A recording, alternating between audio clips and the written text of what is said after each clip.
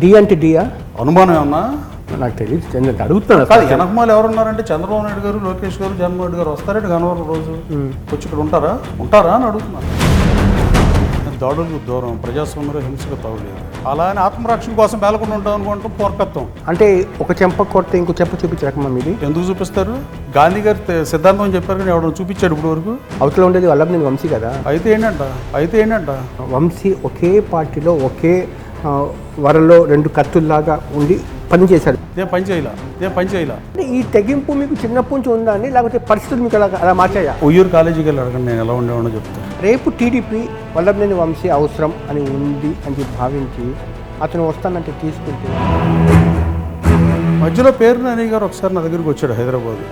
ఒకసారి అంటే kind of రాజకీయ ఉంటుంది కదా. ఫోన్ చేశాడు ముఖ్యమంత్రి గారు, దానికి ధన్యవాదాలు చెప్పాలి. ఫోన్ చేశారు కాబట్టి ఆయన కింద పనిచేసిన మీడియాకి సెన్సార్ ఉంటే అసలు ఈ పెంటే ఉండేది కాదు. Sorry to say this that. Yarlagadda Venkatrao care of Gannavaram Vallabhaneni వంశీపై తలబడబోయే టీడీపీ నేత. రాష్ట్రంలో అత్యంత ఆసక్తి రేపే నియోజకవర్గంలో గన్నవరం కూడా ఒకటి. దీంతోనే స్టార్ట్ చేద్దాం.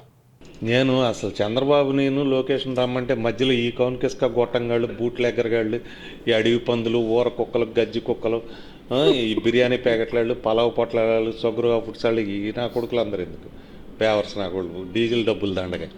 అసలు ఆడిని వీళ్ళ బాస్ ఆడున్నాడు కదా చంద్రబాబు నేను లోకేష్ని రమ్మని చెబుతా ఉన్నా. ఈ కుక్కలతో మురిగిష్టం ఎందుకు? ఎవరిని తిట్టాడు సార్ ఈయన? అది మీరు అడగాల్సిన వాళ్ళు అడగాలి కదా. ఎవరిని తిట్టారో అడగండి. ఊర కుక్కలు, పొలావు పట్లాలు, ఇవన్నీ మిమ్మల్ని తిట్టినావా? ఇది నన్ను తిట్టాడని నేను అనుకోవట్లా. నన్ను డైరెక్ట్గా నా పేరు పెట్టి తిట్టాడా? అంటే నా మీద పోటీ చేయడానికి చంద్రబాబు నాయుడు రావాలి, లోకేష్ రావాలి అంటున్నాడు కదా అతను ఓపెన్గా. ఎందుకు వస్తారు చంద్రబాబు నాయుడు గారు, లోకేష్ గారు? వాళ్ళు ఎందుకు వస్తారు? ఇప్పుడు నేను జగన్మోహన్ రెడ్డి గారిని రమ్మని అడిగితే ధర్మం ఉంటుందా సార్? ఇది ఇలాంటివి ఇప్పుడు కొడాలి నాని వచ్చి గుడివాడలో పోటీ చేయొద్దు, నువ్వు గన్నవరం పోటీ చేయమంటే అతను వస్తాడా? ఏదో ఇవన్నీ చౌకబారు మాటలు ఇవన్నీ. ఏముంటుంది చంద్రబాబు నాయుడు గారికి? ఆయన కుప్పంలో పోటీ చేస్తారు. ఆయన ఎక్కడ పోటీ చేయాలో ఆయన నిర్ణయించుకుంటాడు. ఓ రాజకీయ పార్టీ అధినేతగా 175 సీట్లు ప్రకటించాడు. ఇప్పుడు 294 కాన్స్టిట్యూషన్ ఉన్నప్పుడు ఉమ్మడి రాష్ట్రంలో 294 మందికి సీట్లు ఇచ్చిన నాయకుడు ఆయన. అట్లాగే జగన్మోహన్ రెడ్డి గారిని, రాజశేఖర రెడ్డి గారిని, విజయభాస్కర్ రెడ్డి గారిని ఎవరైనా వాళ్ళు డిసైడ్ చేస్తారు వాళ్ళ పార్టీలో ఎవరు ఎక్కడ పోటీ చేయాలనేది. వెంకట్రావు గారు, జనరల్గా ఎందుకు మీరు బయటకు వచ్చారు కదా వైసీపీ నుంచి, ఎప్పుడు రిగ్రెట్ అనిపించలేదా? రైట్ డిసిషనా కాదా అన్నది? అంటే డెఫినెట్గా కాదు. వైసీపీలో కూడా నేను 13 నెలలు ఇష్టపడి పనిచేశా. ఎన్నికలకు ముందు 13 నెలల ముందు చేరా, పాదయాత్ర చేశా. జగన్మోహన్ రెడ్డి గారు లాగానే నేను కూడా గన్నవరం కాన్స్టిట్యున్సీలో నా ఊరు కాకపోయినా ఆయన బతిమలాడి పంపిస్తే వెళ్ళా, పోటీ చేశా. ఆయన ముఖ్యమంత్రి అయ్యారు. నేను పాదయాత్ర చేసి కష్టపడి పార్టీని పెంచి అన్నీ చేసిన తర్వాత పరిణామాలు మీకు తెలుసు. మళ్ళీ నేను చెప్పేదే సోది ఉపయోగం ఉంటుంది. తెలిసిన స్టోరీ వేస్ట్ కాదు చెప్పుకుంటాం. తర్వాత ఎవరైతే నన్ను తీసుకెళ్ళి గుడివాడ నాని అని అతను అక్కడ పెట్టాడో అతనే నా ప్రత్యర్థిని కూడా తీసుకొచ్చి ఈ పార్టీలో పెట్టాడు. జగన్మోహన్ రెడ్డి గారిని కూడా తిట్టాడు. మీరు ఇప్పుడు చూపించింది ఏదో మీరు జగన్ గారిని కూడా అడగవచ్చు, ముఖ్యమంత్రి గారిని కూడా. ముఖ్యమంత్రి గారి మీద కేసు పెట్టారు ఈ నియోజకవర్గంలో. ముఖ్యమంత్రి గారి మీద ఆయన భార్యని తిట్టారు. అట్లాగే ఇవన్నీ ఐ డోంట్ థింక్ వీటి మీద పెద్ద స్పందిస్తాం అనవసరం అన్న భావన. బేసిక్గా అంటే కొంచెం ఇది మనసిప్పి మాట్లాడుకున్నాను సార్ ఈ ఇంటర్వ్యూలో. నేను మనసిప్పే మాడతా. నేను యూఎస్ రేటర్ను నేను చాలా వరకు ఫెయిర్గా ఉంటా. అంటే వల్లభనేని వంశీ వైసీపీలోకి చేరకపోయి ఉంటే మీరు కొనసాగే వాళ్ళ వైసీపీలో? అది ఊహాజనిత ప్రశ్న కదా. నేను వైఎస్ఆర్ కాంగ్రెస్ పార్టీలో చేరి గ్యాప్ ఎక్కడ వచ్చింది మీకు వైసీపీ పార్టీకి? మీరు ఇందాకే చెప్పాడు 13 నెలల పాటు నేను చాలా స్వచ్ఛమైన మనసుతో వెళ్ళి పనిచేశాను వైసీపీలోకి అన్నారు. అంటే మిమ్మల్ని కాదని చెప్పి వంశీని జగన్మోహన్ రెడ్డి గారు ఎందుకు చేరదీసినట్టు లెక్క? ఎందుకు చేరదీశారనేది జగన్మోహన్ రెడ్డి గారు ఎప్పుడన్నా ప్రశ్న చెప్పుకుంటే బాగుండేది. నేను కూడా ఆసక్తిగా ఎదురు చూస్తున్నాను. కానీ గదిలో నాకు చెప్పింది ముఖ్యమంత్రి గారు ఆ రోజు నేను మాట్లాడినప్పుడు, చంద్రబాబు నాయుడు గారు ప్రతిపక్ష హోదా తీసేయడానికి 6 ఎమ్మెల్యేలు వస్తున్నారు, వీళ్ళు 6 ఎమ్మెల్యేలు తీసుకొస్తున్నారు, అందుకని ఒప్పుకున్నారు. 2 నెలల నుంచి నాని ఒత్తిడి చేస్తున్నాడు. కానీ నేను ఒప్పుకోలేదు వెంకట, నీ గురించే నువ్వు ఉన్నావు అని చెప్పి అని ఆయన చెప్పిన మాట వరకు నాకు తెలుసు. ఈ మిగతా నాకు తెలియదు కదా. చంద్రబాబు నాయుడు గారి ప్రతిపక్ష అనేది పోలా, ఇవాటికి పోలా. 23 మంది శాసనసభ్యులు గెలిచిన ఆఖరి వరకు ఇప్పుడు ఎన్నికల వరకు ప్రతిపక్ష నాయకుడిగానే కొనసాగుతున్నాడు ఆయన. ఆయన హోదా పోలేదు, కానీ నా కాన్స్టిట్యూన్సీలో వైఎస్ఆర్ కాంగ్రెస్ పార్టీ కార్యకర్త నాయకుల హోదాలు పోయినాయి. వైఎస్ఆర్ కాంగ్రెస్ పార్టీ కార్యకర్తలు 4500 మంది మీద కేసులు పెట్టించుకున్న వాళ్ళు ఇబ్బంది పడే పరిస్థితి ఉంది. అట్లాగే డాక్టర్ దుట్టారాజేంద్ర గారు ఇబ్బంది పడే పరిస్థితి ఉంది. నేను ఇబ్బంది పడ్డా పార్టీలో ఉన్నప్పుడు. ఎన్ని ఇబ్బందులు పడతామంటే నా పుట్టినరోజుకి ఇదే ప్లేస్కి 1000 మంది కృష్ణా జిల్లా కోఆపరేటివ్ సెంట్రల్ బ్యాంక్ చైర్మన్ ఉన్నప్పుడు 1000 మంది వచ్చారు జిల్లా మొత్తం. ఆ రోజు ఇక్కడ 200 మంది పోలీసులను పెట్టి 4 పోలీస్ బస్సులు పెట్టారు. మా అపార్ట్మెంట్ దగ్గర 150 మంది పోలీసులు పెట్టారు. నేను నున్న వెళ్తాను రామవరపాడు ఫ్లైఓవర్ దిగేటప్పుడు 6 సిఐలు 100 మంది పోలీసులు పెట్టారు. నేను రామవరపాడు నుంచి నున్న నడిచి వెళ్ళా. అవుతున్నాగిరెడ్డి గారు నా పుట్టినరోజు వేడుకలు నిర్వహిస్తుంటే అక్కడ అన్ని అవమానాలు మోసా. లేదు నా వర్గంలో ఆ రోజున ఉన్న రాజకీయాల్లో ఎవరు ఎప్పుడు ఒకే వర్గంలో ఉంటారని ఆశిస్తాం కూడా తప్పేనేమో. పార్టీలో చాలా ఇబ్బందులు పడిన మాట వాస్తవం. ఎన్నో నిద్రలేని రాత్రులు గడిపిన పరిస్థితి. అంటే 70-80 కోట్లు 90 కోట్లు ఖర్చు పెట్టి ఆయన రాష్ట్ర ముఖ్యమంత్రి చేయడం కోసం, నేను శాసనసభ్యుడు అవడం కోసమే. ఇది మ్యూచువల్. ఇప్పుడు ఇప్పుడు ఒకటండి, ఇప్పుడు మిమ్మల్ని పక్కన పెట్టి వంశీని తీసుకున్నారు అన్నది చిన్నపాటి మీ మనసుని బాధ కలిగించే అంశం. సార్ మీకు కూడా జగన్మోహన్ రెడ్డి బాగానే చూసుకున్నారు కదా. ఏం చూశారండి? సెంట్రల్ బ్యాంక్ ముందే ఇచ్చారు నాకు ఎమ్మెల్సీ ఇస్తానని చెప్పారు. కృష్ణా జిల్లా కోఆపరేటివ్ సెంట్రల్ బ్యాంక్ చైర్మన్ ఇస్తానంటే 3 చాలన్నా అన్న 2 ఉంచుకోమన్నాడు ఆయన. కృష్ణా జిల్లా కోఆపరేటివ్ సెంట్రల్ బ్యాంక్ చైర్మన్ ముందు ఇచ్చారు. తర్వాత కృష్ణా జిల్లా కోఆపరేటివ్ సెంట్రల్ బ్యాంక్ 115 సంవత్సరాల చరిత్ర ఉన్న ఈ బ్యాంక్ని దేశంలో నెంబర్ 1 స్థానంలో పెట్టా. 5200 కోట్లు 9400 కోట్లకు పెంచా. 100 మందికి ప్రభుత్వ ఉద్యోగాలు ఇచ్చా జగన్మోహన్ రెడ్డి గారి ప్రభుత్వానికి గర్వకారణం లాగా. అట్లాగే అదే బ్యాంకులో ఇంటర్న్షిప్ పెట్టా చదువుకునే పిల్లలకి. ఒక 6 మాసాలు ఉద్యోగం ఇచ్చా 120 మందికి. ఇట్లా చెప్పుకుంటూ పోతే బోల్డ్ అన్నీ ఉన్నాయి. దేశం మెచ్చింది కానీ రాష్ట్ర ప్రభుత్వం మెచ్చుకోవాలి. జగన్మోహన్ రెడ్డి గారు ఆ పోస్ట్ కూడా పీకేశాడు. ఉన్న పోస్ట్ కూడా సంవత్సరంకే. నాకు 13 మాసాలు మాత్రమే పనిచేశా. నా తర్వాత పనిచేసిన తన్నీరు నాగేశ్వరరావు గారు కానీ ఇప్పుడు పద్మావతి గారు కానీ ఇచ్చారు. అంటే అది న్యాయం చేసినట్టు మీరు అనుకుంటున్నారా? 13 నెలల పాటు అసలు ఎలాంటి చిన్నపాటి ఫైనాన్షియల్ బెనిఫిట్ మీరు మీ గవర్నమెంట్తో పొందాల? రాజకీయాల్లోకి వచ్చి రాకపోయేసా సంపాదిస్తా.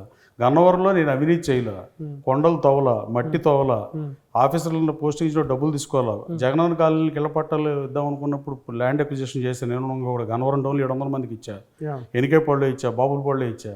ఆ రైతులకి జాయింట్ కలెక్టర్ డబ్బులు అడిగినా కూడా ఇవ్వద్దని చెప్పి, ఎలగడ్డ వెంకటరావు ఇవ్వద్దన్నాడని చెప్పని చెప్పాను. నేను తీసుకోపోవడమే కాదు, అధికారులు కూడా లంచం ఇవ్వద్దని చెప్పాను. సార్ ఇప్పుడు మీరు వంశీ ఒకే పార్టీలో ఒకే వరలో 2 కత్తుల్లాగా ఉండి పనిచేశారు, ఉత్తర దక్షిణ ధృవాలలాగే. నేను పని చేయలే. వైసీపీలో కొనసాగారు కదా. వైసీపీలో కొనసాగి నేను గన్నవరం నియోజకవర్గం వెళ్ళా. నేను గన్నవరం నియోజకవర్గంలో జగన్మోహన్ రెడ్డి గారు చెప్పా, ఆయన కలిసి పని చేస్తేనే కుదురుతుంది అన్నారు. ఫస్ట్ ఏమో జగన్మోహన్ రెడ్డి గారు పరిశీలించమన్నారు, ఎమ్మెల్సీ ఇస్తాన్నారు, నన్ను బాగా చూసుకుంటున్నారు అన్నీ చెప్పారు. కానీ నేను కలవలేనని చెప్పా. 3500 మంది 4000 మంది కార్యకర్తల మీద కేసులు పెట్టి తగాదాలు పడి, నాకేం వంశీ అనే అతను రాజకీయ ప్రత్యర్థి కానీ శత్రువు కాదు. నాకు అతనితో ముఖ పరిచయం కానీ ఎప్పుడు ఎదురు బదురు కూడా కలిసి కూర్చోవాలి అతను. ఎప్పుడు ఎవరు వంశీతో అసలు ఎప్పుడు నేను ఎప్పుడు గన్నవరం రాజకీయాల్లోకి వచ్చిన తర్వాత వైసీపీలో ఉండగా అసలు ఎలా జరగల. వైసీపీలో కాదండి అసలు. నేను వైసీపీ, నాది గన్నవరం కాదు అసలు. బేసికలీ గుడివాడ కాదు, నాది పెనమలూరు కాన్స్టిట్యున్సీ. అయితే నాకు అతనితో వ్యక్తిగత పరిచయమే లేదు, ఇంకా శత్రుత్వం ఉంటాక అవకాశమే లేదు. జగన్మోహన్ రెడ్డి గారు నన్ను అభ్యర్థిగా ప్రకటించి అతనితో రాజకీయ ప్రత్యర్థిగా నన్ను పంపిస్తే అతను శత్రువుగా చూశాడు అతను మిమ్మల్ని, అంతే తప్ప. అవును, అతను గెలిచిన తర్వాత మీ ఇంటికి వచ్చాడు. గెలిచిన తర్వాత కాదు, ఎలక్షన్ ముందు వరకు అసలు ఏం గొడవలు లేవు. అవును, ఎన్నికలు అయిపోయిన తర్వాత మా ఇంటి దగ్గర స్లో చేసి బండి మీడియా అట్రాక్షన్ కోసం చేసాడు, మరి ఎందుకు చేశాడు అతను అడగాలి. స్లో చేసి ఉన్నాడా అని వెళ్ళిపోయాడు అంతే. అంతే తప్ప ఇక్కడ ఏం దాడులు చేయలే. నేను అదే రోజు వెళ్ళి లోపలికి రాలా. నేను అదే రోజు మా గ్రామంలో ఉన్న పెనమచ్చ గ్రామంలో మా కజిన్ చనిపోతే చూసొద్దామని వెళ్ళా, డెడ్ బాడీ చూద్దామని.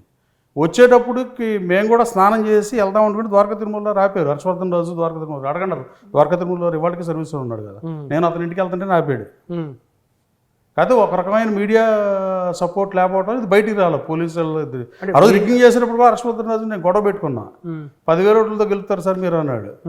సురేంద్రబాబు గారు నేను మంచి ఆఫీసర్ నేనే గెలిచేవాడిని. నేను మీటింగ్లో కూడా చెప్పి మా గన్నవరంలో, నేను గన్నవరంలో ఉండనని చెప్పా.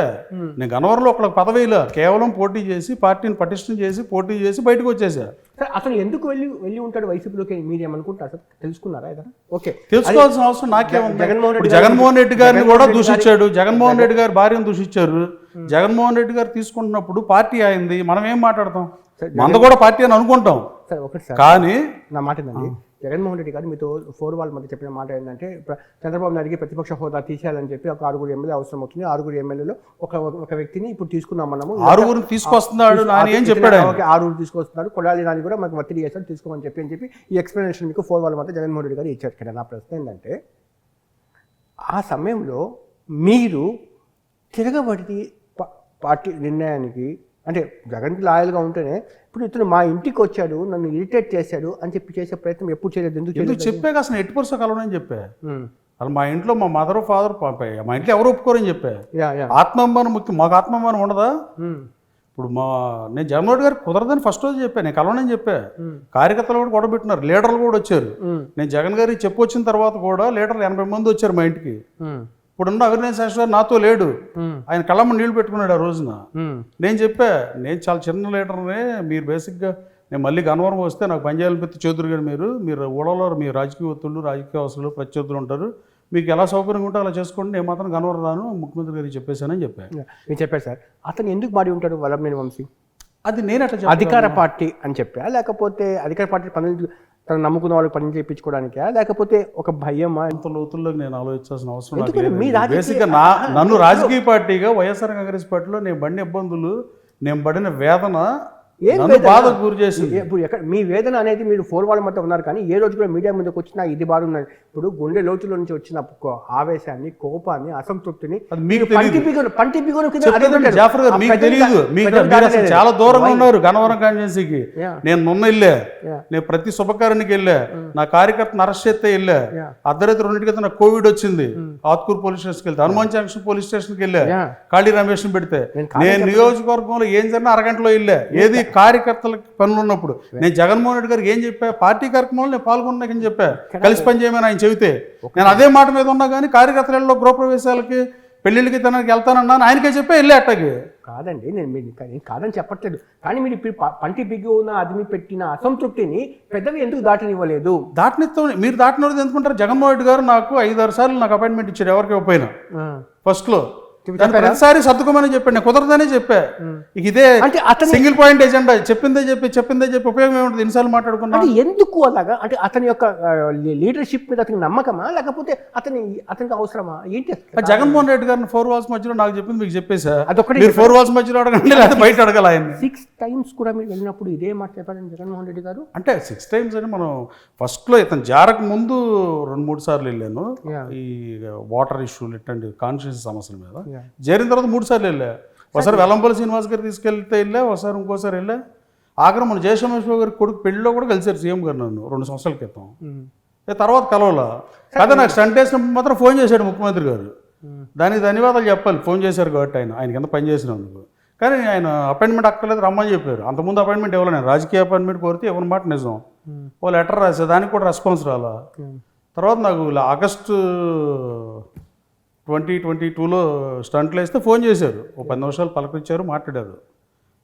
తర్వాత అపాయింట్మెంట్ అక్కర్లేదు చెప్పాను నేను కేఎన్కి, ఎప్పుడైనా వచ్చి కలువు అని చెప్పారు. ఆ మాటలో ఆయన చేసిన దానికి ధన్యవాదాలు, కానీ ఫోన్ చేసినందుకు నాకు నచ్చలేదు. అది నాకు బాగున్నప్పుడు నేనే పరామర్శకెళ్తాం అనేది నా మనసాక్షి నచ్చలేదు. ఇప్పుడు వల్లభనేని వంశీ నేపథ్యం మీకు తెలుసు, పరిచయాలు లేకపోయినా డైరెక్ట్గా మాట్లాడకపోయినా మీకు తెలుసు. ఇక్కడ కూడా ఆ ప్రొఫైల్ విన్నప్పుడు చిన్నపాటి టెన్షన్ ఎప్పుడు కలగలేదు సార్ మీకు? ఎందుకు కలుగుతుంది? దేనికి కలుగుతుంది? ప్రశాంతంగా ఉన్నాం, అమెరికా జీవితము, పాలిటిక్స్లోకి వచ్చి పోయి ఈ రాజకీయ ప్రత్యర్థితో నేను తలబడుతున్నాను ఏంటి అని అనిపించలేదు సార్? నేను ప్రత్యర్థి పలానాళ్ళతో యుద్ధం చేద్దాం అంటే అంత వీక్ పర్సనాలిటీ కాదు అసలు. నేను ఒకసారి పోటీ చేస్తే, మీరు కొత్తగా అడుగుతున్నారు ఇది క్వశ్చన్, రెండోసారి నేను పోటీ చేసేది. ఇప్పుడు అది ముఖ్యమంత్రిని అడగాల్సిన క్వశ్చన్, ముఖ్యమంత్రి గారు ఆన్సర్ చెప్పాలి. అవును, 2019లో చేశారు ఒకసారి. అవును, నేను పోటీ చేశా.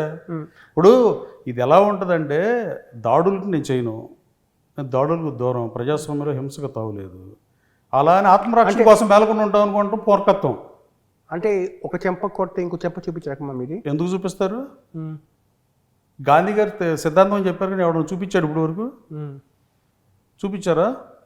పొలిటికల్ స్టేట్మెంట్ లాగా ఉన్న సామెతను వాడుతుంది తప్ప. అవతల ఉండేది వల్లభనేని వంశీ కదా. అయితే ఏంటంట, జగన్మోహన్ రెడ్డి గారు నన్ను ఎందుకు పెట్టాను? జగన్మోహన్ రెడ్డి గారిని అడగండి. నేను సరిపోతానే పెట్టాడు జగన్మోహన్ రెడ్డి గారు ఆ రోజు ముఖ్యమంత్రి అవ్వకముందు. ఓకే, అంటే మీరేమనుకుంటున్నారు?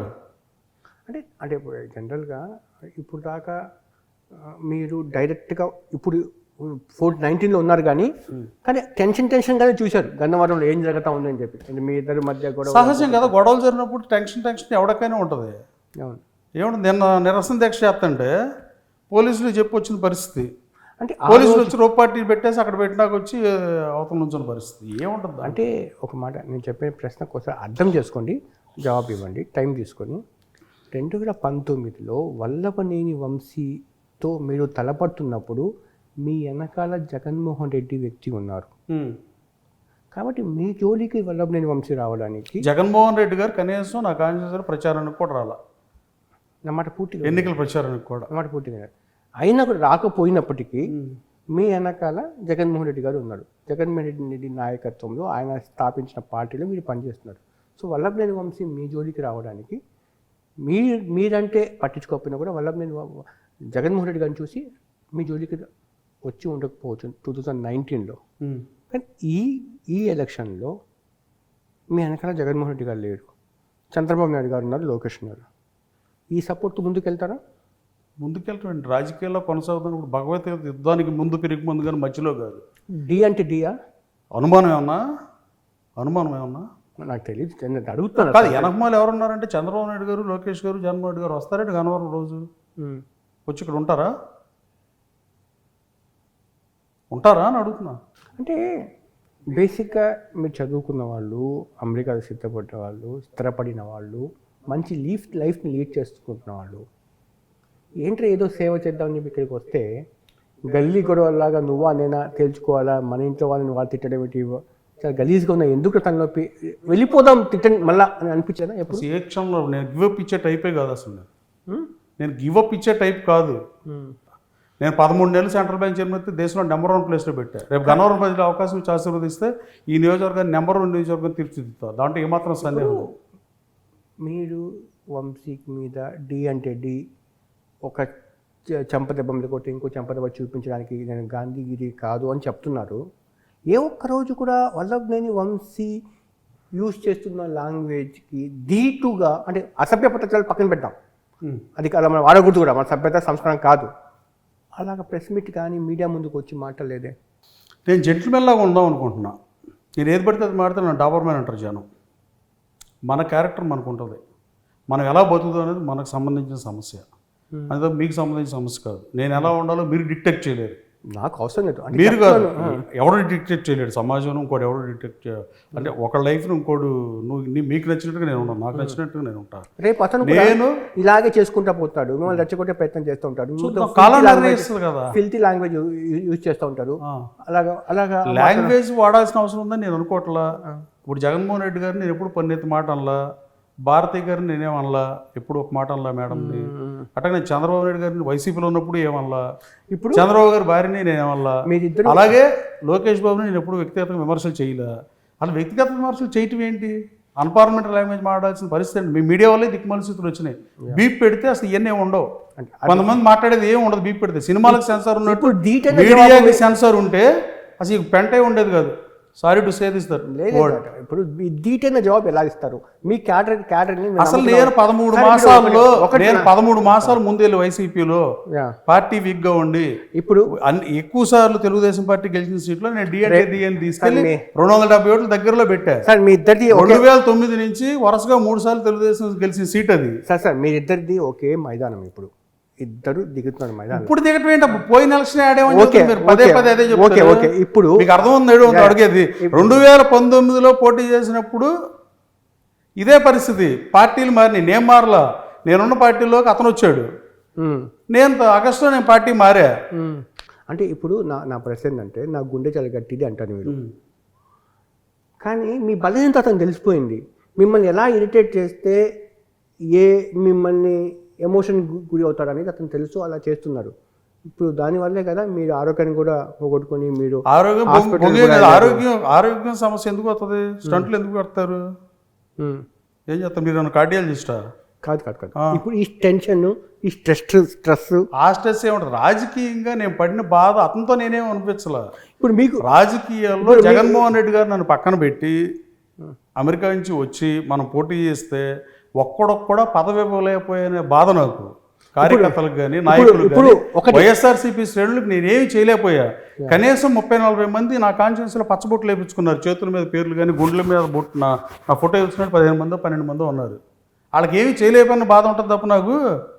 ఇప్పుడు మీకు మీ గుండెకు స్టెంట్లు పడ్డానికి జగన్మోహన్ రెడ్డి గారు వల్లభనేని వంశీ కారణం సార్. ఇంటర్వ్యూ మీది, నేను ప్రశ్న అడగాల, మీరు మొత్తం అడగండి, నేనేం అడగద్దు అంటారు. ఇప్పుడు మీకు మీ గుండెకు స్టంట్ పడ్డానికి కారణం జగన్మోహన్ రెడ్డి గారు లేకపోతే వల్లభనేని వంశీనా? అంటే జగన్మోహన్ రెడ్డి గారు ఈ పరిస్థితి కల్పించకపోతే పడేది కాదో ఊహాజనితం అది. ఒకవేళ ఉన్నా పడేదేమో.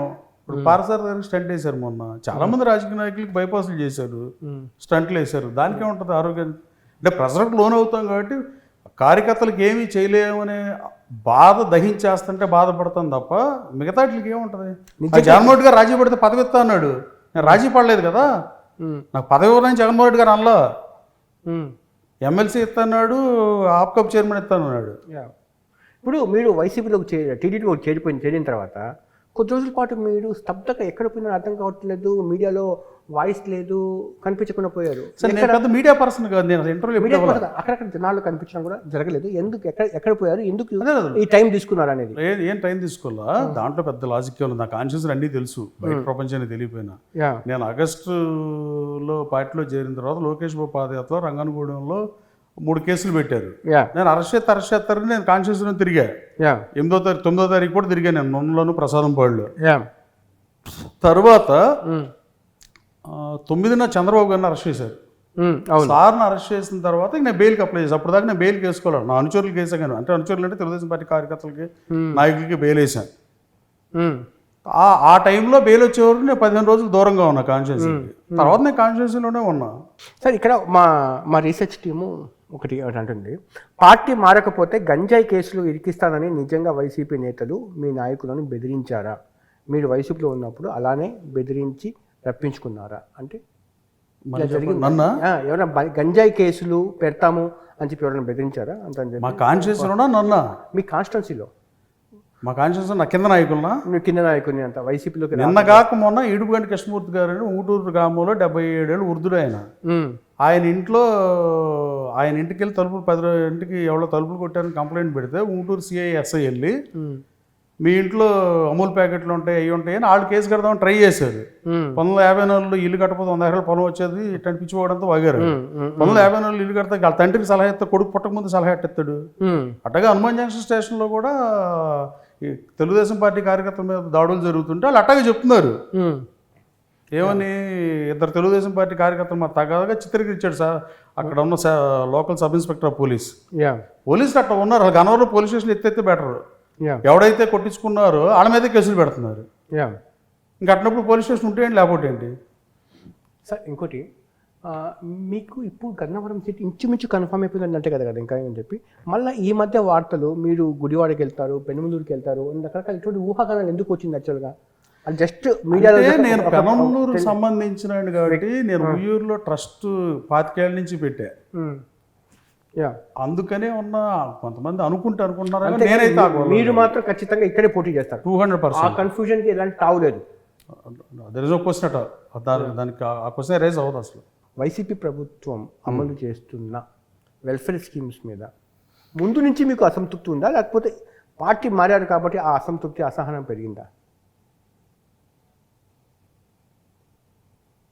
అంటే ఇవన్నీ ముందు ఊహించరండి. విజయమ్మ గారు ముందు రాజీనామా చేద్దామని మీరు ఊహించారా? విజయమ్మ గారు ముందు రాజీనామా చేస్తారని మీరు ఊహించారా? అమ్మ రాజీనామా ఉంటుందని మీరు ఊహించారా? షర్మిల అలా ఉంటుందని ఊహించారా? మధ్యలో పేరు నాని గారు ఒకసారి నా దగ్గరికి వచ్చాడు హైదరాబాద్. ఒకసారి మాట్లాడదాం, నాకు ఇంట్రెస్ట్ లేదని చెప్పా.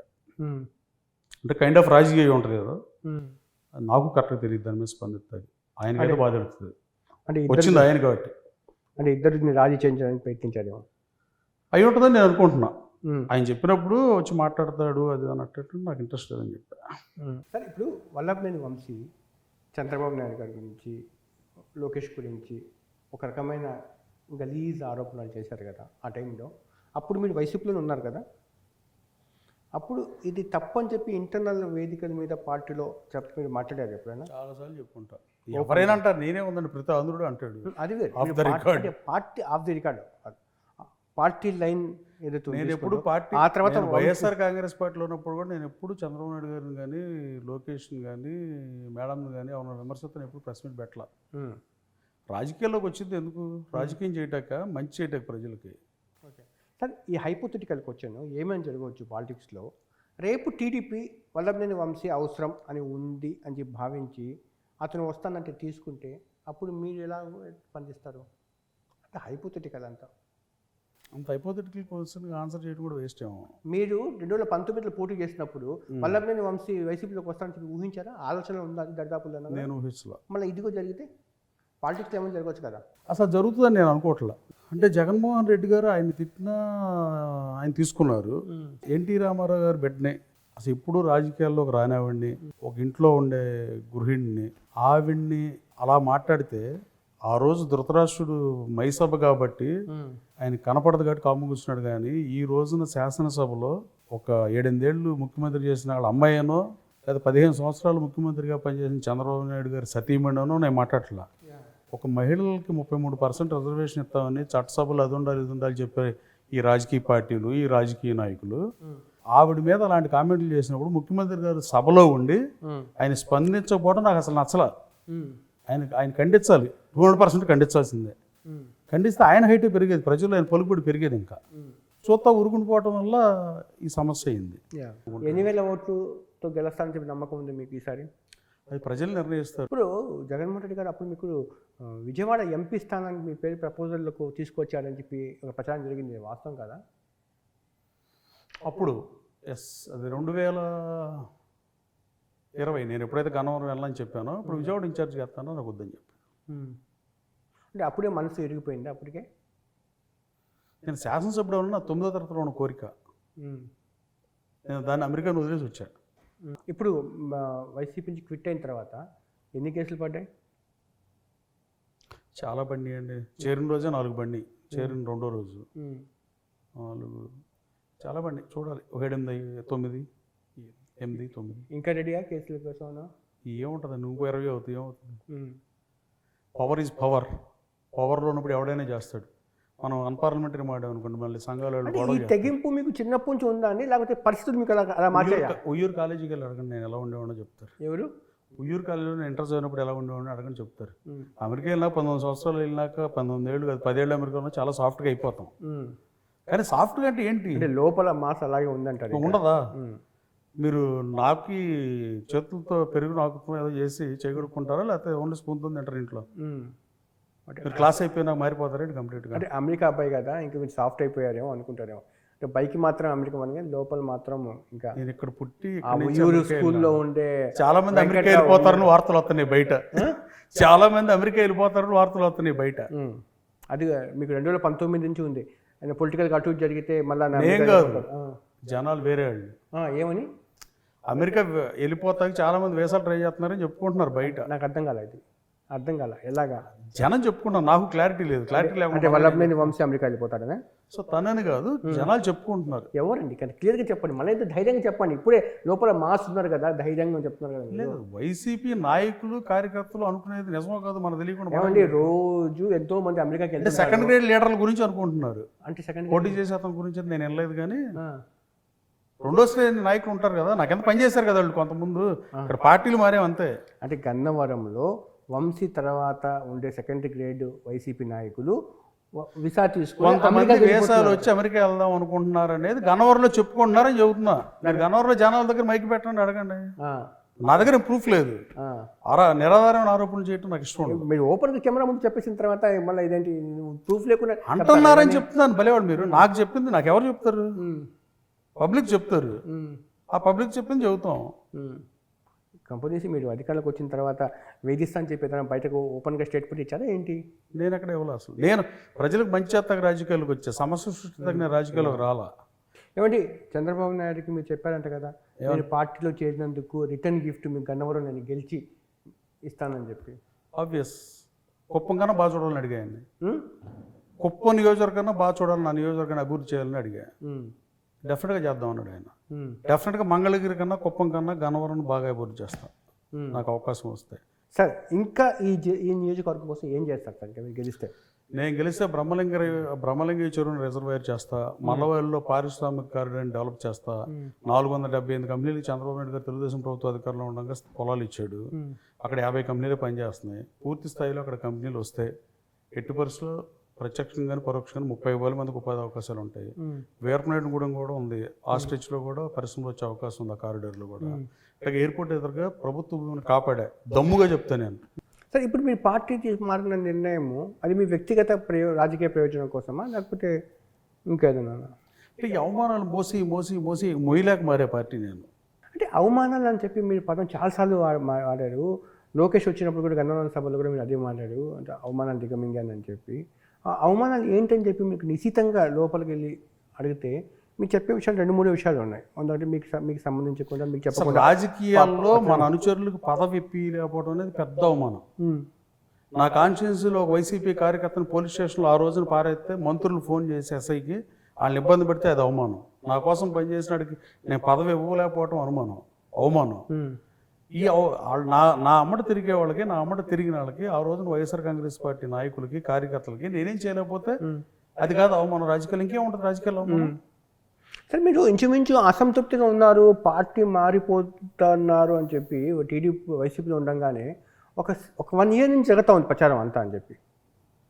1 year నుంచే ఉంది. ఇప్పుడు వీళ్ళు నేను పార్టీ మారిపోతానని అసలు నా 3-4 ఏళ్ళ నుంచి చెప్తా ఉన్నారు. కానీ ఎక్కువగా అంటే మీరు పార్టీ మారిన సమయానికి ఒక 1 year బ్యాక్ నుంచి అయితే కాస్త గట్టిగా అనిపించింది. అంటే మీకు హెల్త్ బాగాలేక హాస్పిటల్ అడ్మిట్ అయిన నుంచి ఏదో ఒకటి నిర్ణయం తీసుకుంటారు అన్న ఎమోషనల్ డిసిషన్ తీసుకుంటారు అని అంటూ ఉన్నారు.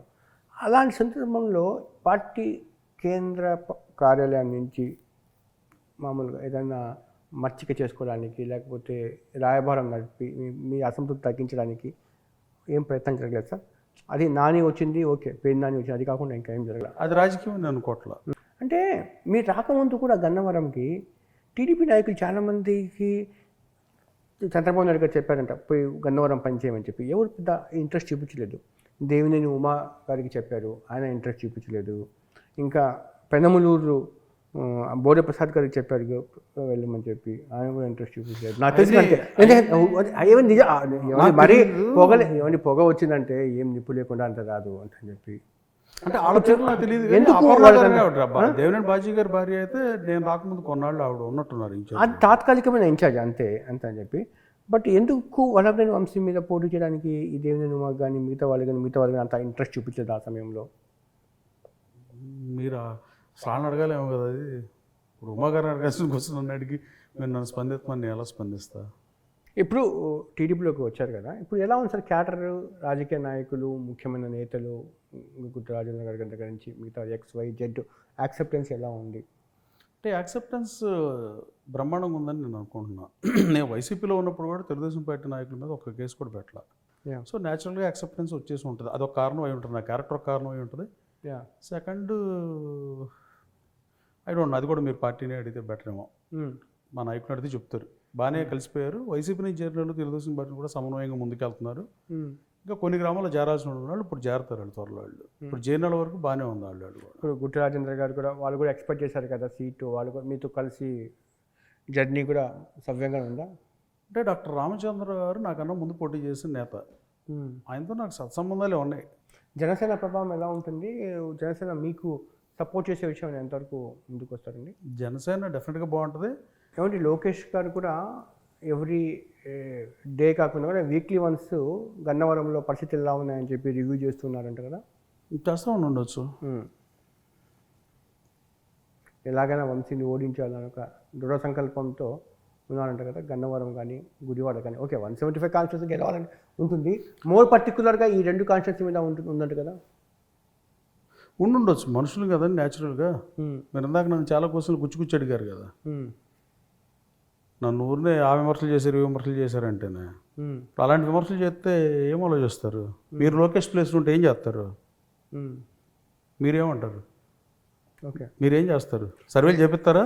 మీరే పార్టీ అయితే లోకేష్ ప్లేస్. ఇదే ప్రశ్న నేను వల్లభనేని వంశీని నేను ప్రశ్నించలేదు, నేను నిలదీశాను. యాక్చువల్గా నా ఇంటర్వ్యూలోనే అతను సారీ చెప్పించాను. బట్ అతను చెప్పి దేని గురించి?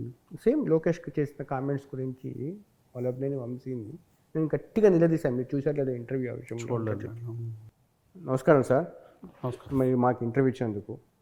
చివరిలో చిన్న ఒక రిక్వెస్ట్ ఏంటంటే గన్నవరం ప్రజల్లోకి మంచి జరగాలి, ఈ కక్షలు కార్పణ్యాల జోలికి ఎవ్వరు వెళ్ళకూడదు, శాంతియుత వాతావరణం ఉండాలి, ఎవ్వరు ఉద్రిక్తలకు పోకుండా ప్రశాంతంగా ఈ ఎన్నికల వాతావరణాన్ని పూర్తి చేయాలని చెప్పి నా నుంచి ఒక విన్నతి. మీరు కూడా మీ క్యాడర్ కూడా అలాంటి ఉద్రిక్తలు పోకుండా సంయమనం పాటించేలాగా మీరు చేయాలి, పదే పదే వాళ్ళు చెప్పాలి. తప్పనిసరిగా జాఫర్ గారు, సమాజహితం కోరుకునే ఎవరైనా అదే చేయాలి. మీ అభిప్రాయానికి కూడా నేను మీ అభిప్రాయంతో ఏకీభవిస్తున్నా. వైసీపీ కార్యకర్తలను కూడా ఏదొచ్చాను నేను, తెలుగుదేశం పార్టీ కార్యకర్తలను ఎట్టా ఏదొచ్చాను, వైసీపీ కార్యకర్తల మీద కూడా తప్పుడు కేసులు పెడతాం, ఇలాంటి కక్షల్లో కార్పొరేట్ గొడవలకి వెళ్ళే నేచర్ నాది కాదు. ప్రశాంతమైన గన్నవరాన్ని మీరు చూస్తారు గ్యారెంటీగా. ధన్యవాదాలండి. Thank you. ధన్యవాదాలు. నమస్తే, నేను మీ జాఫర్. మీకు నేను మా టీం చేసే వర్క్ నచ్చితే మీరు సబ్స్క్రైబ్ చేయడం మర్చిపోవద్దు. సబ్స్క్రైబ్ చేయడంతో పాటు పక్కన ఉండే బెల్ ఐకాన్ కూడా ప్రెస్ చేయండి. 85% వాళ్ళు జస్ట్ ఛానల్ మీదకి వచ్చి కంటెంట్ చూసి వెళ్ళిపోతున్నారు తప్ప సబ్స్క్రైబ్ చేయట్లేదు. దీనివల్ల ఏంటంటే మేము తయారు చేసే కంటెంట్ మీ దాకా రావట్లేదు. మా రిక్వెస్ట్ ఏంటంటే ప్లీజ్ సబ్స్క్రైబ్. ఇట్లు మీ జాఫర్.